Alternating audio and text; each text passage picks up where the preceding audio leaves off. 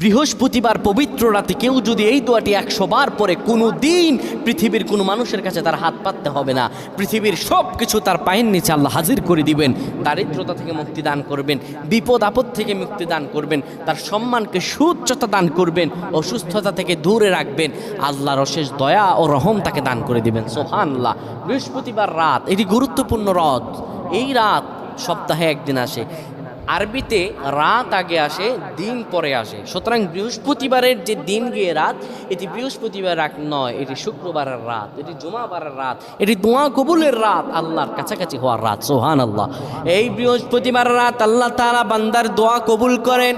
কেউ যদি বৃহস্পতিবার রাতে ঈশা নামাজের পরে পবিত্র হয়ে ইয়া হাইয়ু ইয়া হাইয়ু ইয়া হাইয়ু ইয়া রফিয়ু ইয়া রফিয়ু ইয়া রফিয়ু এই দোয়াগুলো পড়তে পারে 100 বার, আল্লাহ রাব্বুল আলামিন তার